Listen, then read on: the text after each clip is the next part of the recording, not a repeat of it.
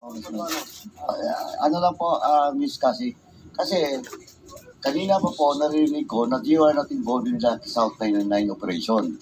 But inadmit mo po that during your visit in Pagcor to settle the accounts of Lucky South 999 with Harry Roque, bakit ikaw? Di ba sabi mo kanina, you're not involved in the operation of Lucky South 999? Then, all of a sudden, you represent Lucky South 999 sa Pagcor na alam mo Pogo pinag-usapan doon that the sublease agreement, not the sale of the property in which ang claim mo is real property lang kayo. And you said na hindi ka involved sa Pogo. But now, you're confirming that you represent Lucky South 999 to settle the account of a Pogo licensee, which is Lucky South 999, doon sa Pagcor. Napaka-inconsistent po. Hindi po. Bakit hindi? Nagbayad lang po ako at nag-present para sa Lucky South 99. Ayun ang problema. Pero po, okay lang po magsalita po. Yeah, Pero po, hindi po ako, wala po akong kinalaman. Mr. Chair, I'm sorry. We cannot allow this kind of attitude from Ms. Ong. Allow the members to finish their question, okay? Masyado kang pa-cute eh. Hindi po. Pasensya na rin po.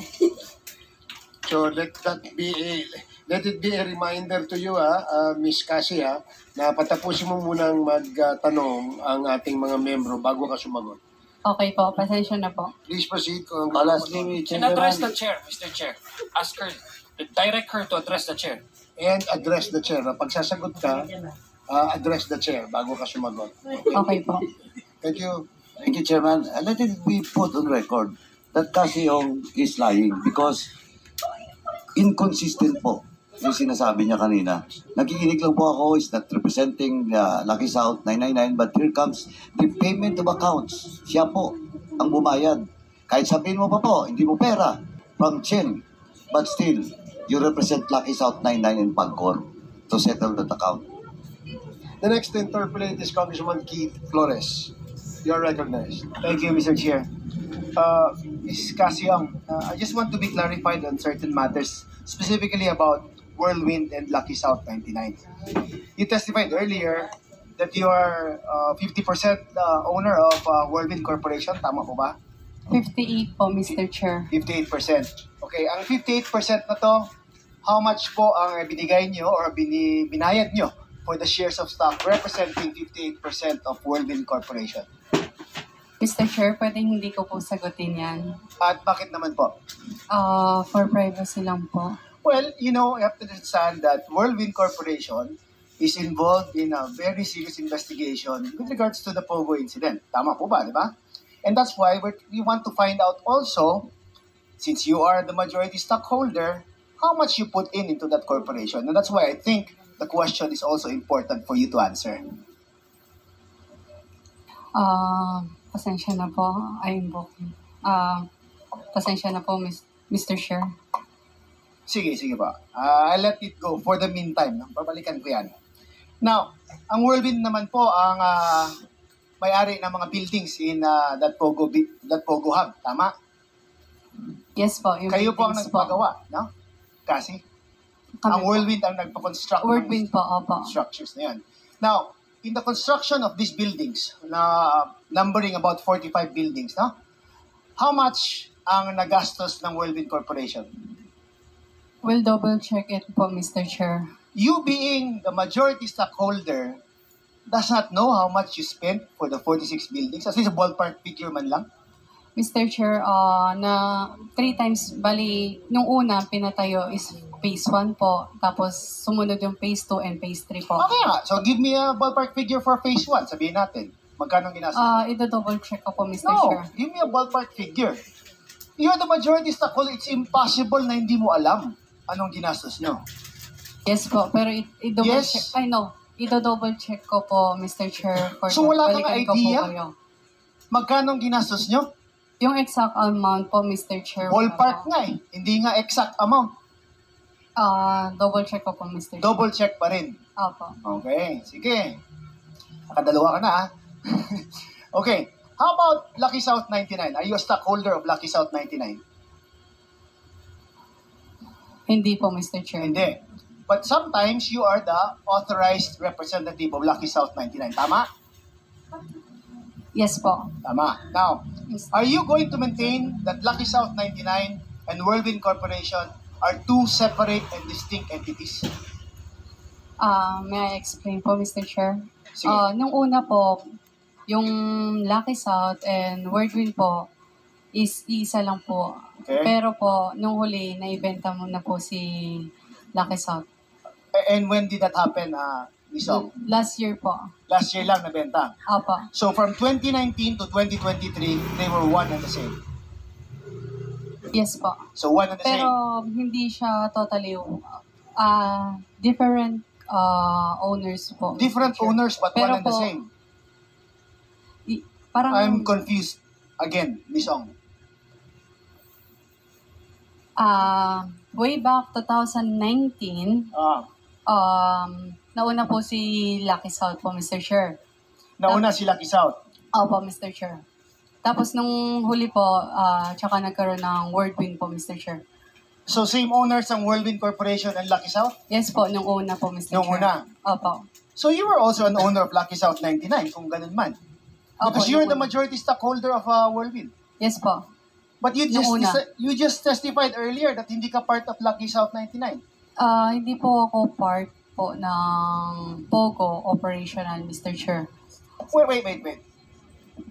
Hinihiwalay mo ang Lucky South 99 sa POGO operations? Ano? Kasi Mr. Chair, si Lucky South, pinaparental lang po talaga niya sa mga POGO po.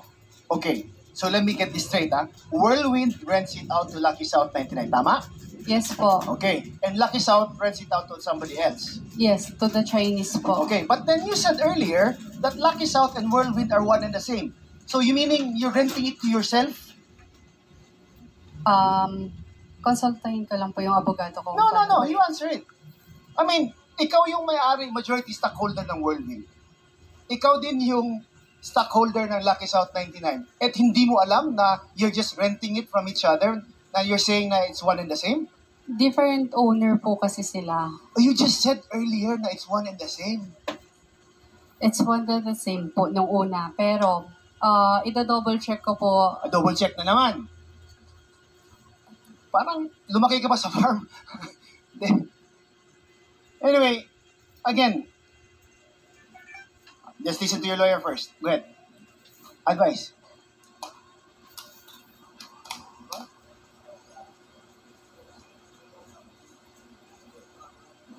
Point of order, Mr. Chair. Ano na ako? The lawyer advising the speaker, or is he dictating the answers? The lawyer is just advising his client of her rights, Your Honor. So please do not coach your client, only advise her of her rights. Thank you.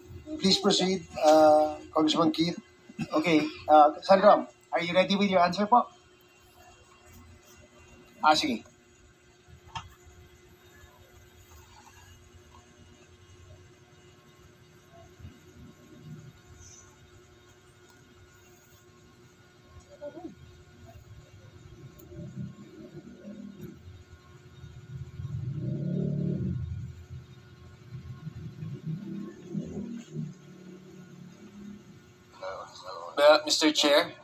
Mr. Chair, point of, I guess maybe perhaps a suggestion, Mr. Chair, because we've been here since 9 o'clock in the morning, and I think every time there's a hard question asked of Ms. Ong, she would, before answering, she would consult and double check and consult her lawyer, and it takes time for the lawyer to advise Ms. Ong.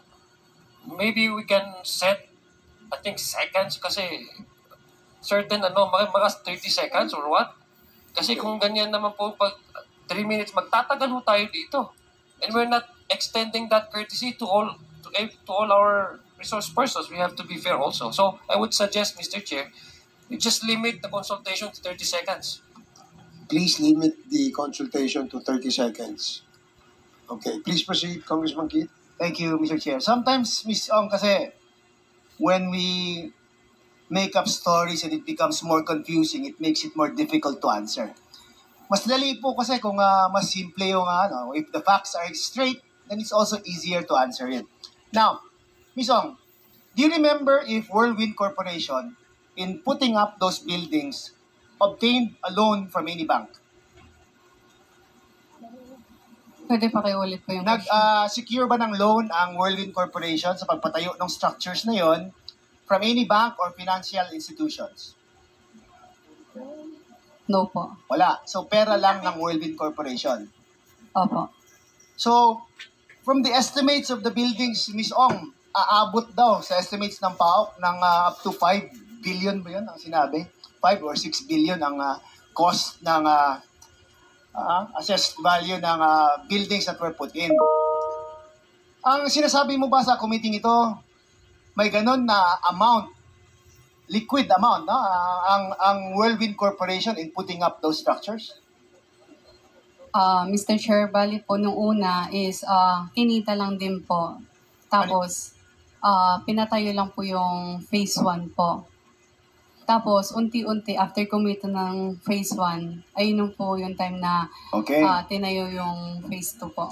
So kung sinabi mong kumita ng ganon kalaki, I'm sure you will also have taxes to show that this is the income of Whirlwind Corporation. Tama ba? We'll double check it po. Double check again. So hindi mo alam kung magkano ang income ng Whirlwind Corporation na kumita siya ng ganon nga amount to finance on its own the structures that were built in that place. Hindi ko po kasi sigurado yung amount eh. What are you sure of, Ms. Ong? Ano bang yung alam mo? Being the majority stockholder of Whirlwind Corporation, is there anything na you're sure of? Ang alam ko lang po kasi yung total amount, hindi ko po siya sure. Pero basta po, pinarent out ng Whirlwind to them is 500. Okay nga. The computation ni Congressman Johnny kanina, it's about 35 million a month. 35 million a month times 12 months, that's about 350 plus 70, 420 million. Billions yung structures na nandun eh. Ang Whirlwind Corporation po is 2019 pa lang po. Kaya nga. Opo. So you will have the BIR receipts or taxes that will show na ito yung kinita nyo at itong binayad yung mga buwis. Tama po ba? Ipatanong ko po sa nag-aasikaso. Okay, can po we na- secure that na lang, Ms. Ong, in your next appearance siguro? Pabigay sa'yo? Yung documents na yan? Okay po. Okay, now, and also, yung how much yung ininvest mo initially with that corporation?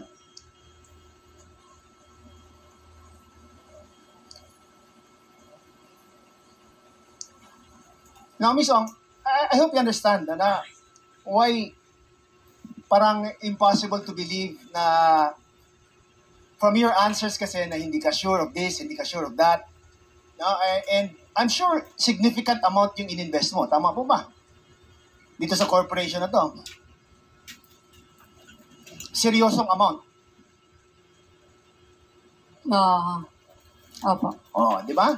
So now, for someone to invest something like that and not know how the corporation is being run, not know how the corporation is spending their money, not know how much the income is of the corporation, parang nakakaduda eh, na is it really you who is the majority stockholder of that corporation, or are you just acting as a front for somebody else in that corporation? So these questions naturally come into mind because of how you've been giving your answers. Now, I hope you understand na next time po, siguro, I know the frustration of some of the members here na wala kaming nakukuhang parang matinong answers from you eh. No, and if somebody would really force the issue and make a motion, I would be more than inclined to support it. Thank you, Mr. Chair. Thank you, Congressman Flores. The next to interpolate is Congressman Paduano. You're recognized. Congressman Abante. Thank you, Mr. Chair. Ako rin po magtatanong.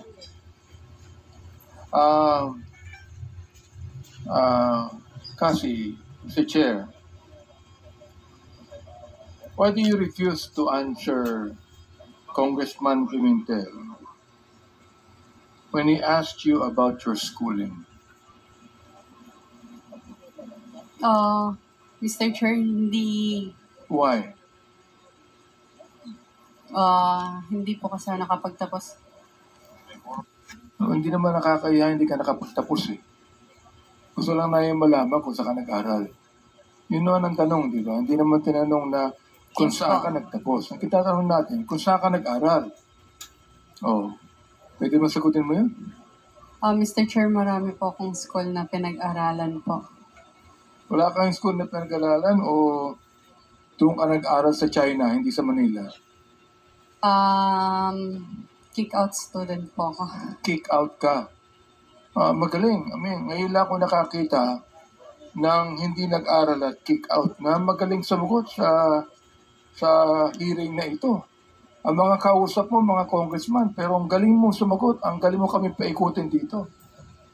Ayun lang ako nakakita, Mr. Chair, ng isang babaeng 24 years old na walang pinag-aralan, drop out, na nakakasagot ng kanyang klaseng sagot sa hearing na ito.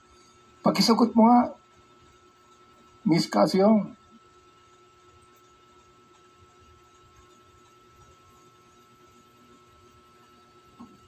Hindi mo kaya ang sagutin? Aba, magaling ka. Kapagkat napapaikot mo kami lahat dito. Oo. O siguro mamaya si Congressman Romy ako magtatanong sa iyo. Pero ito, sabihin ko kaya na pa ako nakikinig Mr. Chair at nakikita ko na marunong ka may alam ka, edukado ka. And you tell me now, you are refusing to answer the question of Congressman Pimentel on where you studied. Hindi naman namin tinatanong kung anong antas ng pinag-aralan mo Oo. Ang tinatanong, hindi ka ba nag-aral ng elementary? Let me ask you. Nag-aral ka ba ng elementary? Hindi. Opo. Ayun. Sumagot ka din. High school, nag-aral ka. Mr. Chair. Hindi po, Mr. Chair. So, hindi ka nag-high school, elementary lang na natapos mo? Elementary lang? Opo. Mr. Chair, genius to. Genius. Elementary lang ang natapos niya, pero pinapaikot mo si Congressman Dan Fernandez. Elementary nga lang Pinapaikot si Congressman Dan Fernandez. Napapaniwala pa ni Congressman They were trying to be lenient, Mr. Chairman, if I may. We're just trying to be lenient because, yun nga, sinasabi natin, okay naman, nag-waiver na siya Yung nga lang problem, si withdraw And that's the reason why medyo, bakit ganon? Kasi nga, withdraw na namin yung, tingnan mo di ba? Kanina, nabanggit mo kay Congressman Dan Fernandez. Hindi nabigyan ng lisensya. Narinig ko yun, You were not given a license. Now, what license are you talking about? Nag-email po Mr. Chair, nag-email po si PAGCOR sa email ko dahil ako po yung authorized po. Kaya sa akin po nag-email. Ang sabi po ni PAGCOR po is hindi po sila magbibigay ng lisensya. Hindi siya mag-renew. PAGCOR. Ang Mr. Chair. PAGCOR hindi nagbibigay ng lisensya sa mga building. Nagbibigay ng lisensya sa POGO. Di ba? Opo. Kanina pinabanggit mo na wala kang kinalaman sa POGO Mr. Chair, may I explain po? Kahit mag-explain ka, tatanggi mo na naman na involved ka sa POGO di ba? You're going to explain, but you will still insist that you have nothing to do with POGO. Answer me. Magaling ka, genius ka, di ba? Sagutin mo ako. You have nothing to do with POGO, but you applied for a license in PAGCOR, and you will refuse a license. What kind of license? PAGCOR is not giving a license for apartments or buildings. They are giving licenses for POGO. What are you applying for? Yes po, Mr. Chair. What are you applying for? Nag-apply po kami for renewal po ng license po. Nang ano? Pagcor po. Nang ano nga? Pagcor po. Hindi, nang ano? License to operate po. For what? Anong i-operate? Yung tag po dito, yung... Pogo! Come on, tell me. Pogo! Operation ng Pogo. Tell us here. Because look, we are preventing that Congressman Karap will again make a motion for contempt and consign you to Mandaluyong Correctional Institution. Now, you answer me now, what kind of license did you trying to get from PAGCOR? Mr. Chair, license to operate po ng Pagcor. Ano? Ano Sa to business operate po. ng PAGCOR? Hindi pwedeng to operate ng PAGCOR. You applied for a license from PAGCOR to operate what? To operate Pogo po. Yun. Ibig sabihin, involved ka sa Pogo. Hindi ka pwedeng mag-apply ng license sa PAGCOR na hindi mo alam na Pogo yan. Oh my goodness. Oh, nagpunta ka sa PAGCOR. Sinama mo pa si Atty. Harry Roque. Si Atty. Harry Roque naman, sapagkat alam mo may influence sa PAGCOR yan, nagpasama ka sa kanya at nagbayad ka pa ng dollar sa PAGCOR. According to Chairman Altenco. Am I right? Back charges. Nagbayad ka. Am I right? Yes po, Mr. Chair. Ano yung binayaran mo? Utang po. Utang ng Lucky ano? South. Utang mo? O No. utang ng po ano? ng Lucky South sa Therefore, Pagcor po. kung hindi ka kasama sa Lucky South, bakit ikaw ang nagbabayad ng utang ng Lucky South sa PAGCOR? Mr. Chair. Pwede po, Mr. Sige, Chair. go ahead. Go ahead. Mr. Chair, authorized representative lamang po ako.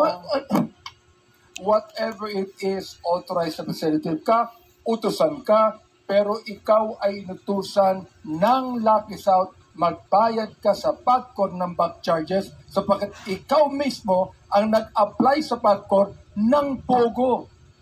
Yes or no? Hindi po, Mr. Chair, hindi po ako mismo yung nag-apply sa Pogo. Renewal lang nung pumunta Hindi po ba kami. kasama ka ni Atty. Hayroco sa Yes PAGCOR? po, for renewal po. Ibig sabihin ikaw ang nag-renew o nag-apply, whatever it is. Basta napunta ka sa PAGCOR. Am I right? Yes po. Ikaw ang nagbayad. Am I right? Yes po, Mr. Chair. At ang binayaran mo sa PAGCOR, ukol yun sa Pogo. Am I right? Yes or no? Huwag kang mag-isinungaling dito. Yes po, Mr. Kahit Chair, genius kasi- ka, hindi mo kayang paikutin. Kaming dalawa ni Congressman Romy ako. Si Congressman Dan, kaya hindi mo pa pinapaikot yan.